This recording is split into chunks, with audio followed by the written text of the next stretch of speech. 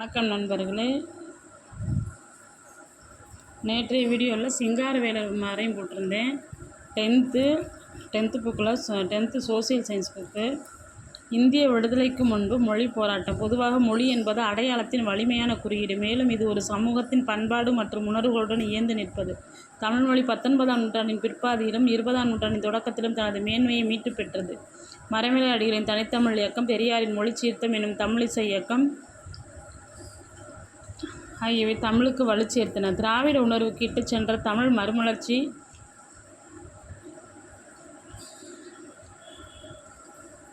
நவீன தமிழ் மொழியின் வளர்ச்சியிலும் அதன் கலை வடிவங்களுடைய வளர்ச்சியிலும் பெரும் பங்களிப்பை செய்தது. ஆகம கோவில்களில் செய்யப்படும் சடங்குகள் தமிழில் செய்யப்படுவதில்லை. இசை நிகழ்ச்சிகளிலும் தமிழ் பாடல்கள் ஓரளவிலான இடத்தை பெற்றிருந்தன. ஆபிரகாம் பண்டிதர் தமிழிசை வரலாற்றை முறையாக கற்றாய்ந்து பழந்தமிழர் இசை முறையை மீட்டுருவாக்கம் செய்ய முயன்றார். 1912 தஞ்சாவூர் சங்கீத வித்யா மகாஜன சங்கம் என்ற அமைப்பை ஏற்படுத்தினார். அப்போ சங்கீத வித்யா மகாஜன சங்கம் என்ற அமைப்பை ஏற்படுத்தினது யாருன்னா ஆபிரகாம் பண்டிதர். எந்த வருஷம்? 1912. அதுவே தமிழிசை இயக்கத்தின் கருமூலமானது. இசை நிகழ்வுகளில் தமிழில் பாடல்கள் பாடுவதற்கு இவ்வியக்கம் முக்கியத்துவம் வழங்கியது. தமிழிசை நிலை குறித்து விவாதிக்க 1943 முதல் தமிழிசை மாநாடு நடத்தப்பட்டது. தமிழ்நாட்டில் வெவ்வேறு காலப்பகுதிகளில் இந்தி கட்டாய மொழியாக நடைமுறைப்படுத்தப்பட்டது. தமிழ் மொழிக்கும் பண்பாட்டிற்கான அச்சுறுத்தலாக கருதப்பட்டது. தமிழுக்கு மேலாக இந்தியை அறிமுகம் செய்வது திராவிடர்களுக்கான வேலைவாய்ப்புகளை மறுப்பதாக அமையும் என பெரியார் அறிவித்தார். இந்தி மொழி அறிமுகம் செய்யப்பட்டால் தமிழ் மொழி பாதிப்புக்குள்ளாகும் என மறைமலை அடிகள் சுட்டிக்காட்டினார். இந்தி எதிர்ப்பு இயக்கத்தைச் சேர்ந்தவர்கள் தங்கள் போராட்டத்தை பிராமணியத்திற்கும் தமிழின் மீதான சமஸ்கிருதத்தின் ஆதிக்கத்திற்கும் எதிராக கருத்தியல் போராக கருதினர். பெண்கள் இயக்கங்கள்.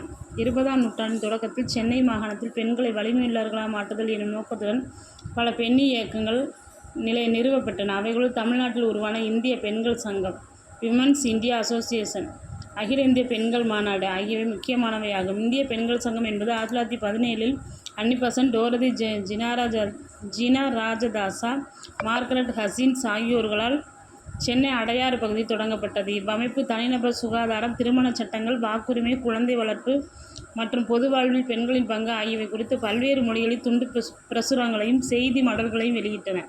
இதே சமயத்தில் இந்திய பெண்கள் சங்கம் பெண்கள் குறித்த பிரச்சனையை கையாள்வதற்காக 1927 அகில இந்திய பெண்கள் மாநாட்டை கூட்டியது. மேலும் பெண்களின் மேம்பாட்டிற்காக பல கொள்கைகளை அரசு நடைமுறைப்படுத்த வேண்டுமென பரிந்துரை செய்தது. பெண்களின் விடுதலை என்பது சுயமரியாதை இயக்கத்தின் முக்கிய நோக்கங்களில் ஒன்றாகும். பெரியாரின் தலைமையிலான சுயமரியாதை இயக்கத்தைச் சேர்ந்தோர் பாலின சமத்துவம் மற்றும் பாலினம் குறித்த சமூகத்தின் உணர்வுகளை மேம்படுத்தல் ஆகியவற்றிற்காக பணியாற்றினர். தங்களுடைய கருத்துக்களை பங்கிட்டுக் கொள்வதற்கான ஒரு இடத்தை பெண்களுக்கு இவ்வியக்கம் ஏற்படுத்தி கொடுத்தது. இவ்வியக்கத்தில் தீவிரமாக பணியாற்றிய பெண்கள் பலர் இருந்தனர். முத்துலட்சுமி அம்மையார், நாகம்மை, கண்ணம்மா, நீலாவதி, மூவலூர் ராமாமிர்தம், ருக்மணி அம்மாள், அலமேலு மங்கை தாயாரம்மாள், நீலாம்பிகை மற்றும் சிவகாமி சிதம்பரனார் ஆகியோர் அவர்களும் முக்கியமானவர்கள். கடவுளுக்கு இறைப்பணி செய்யும் சேவகர்களாக இளம்பெண்களை இந்து கோவில்களுக்கு அர்ப்பணிக்கும் வழக்கம் இருந்தது. அவ்வாறு அர்ப்பணிக்கப்பட்டோர் தேவதாசி என்று அறியப்பட்டனர். கடவுளுக்கு செய்யப்படும் சேவை எனும் நோக்கில் அமைந்திருந்தாலும் நாளடைவில் இம்முறை பெரும் ஒழுக்கக்கேட்டிற்கும் பெண்களை தவறாக பயன்படுத்துவதற்கும் இட்டுச் சென்றது. இத்தேவதாசி முறை ஒழிப்பதற்காக சட்டம் இயற்றப்பட வேண்டும் என்பதற்காக நடைபெற்ற இயக்கத்தில் டாக்டர் முத்துலட்சுமி அம்மையார் முதலிடம் வகித்தார். மதராஸ் தேவதாசி சட்டம் 1947 எனும் சட்டம் அரசால் இயற்றப்பட்டது.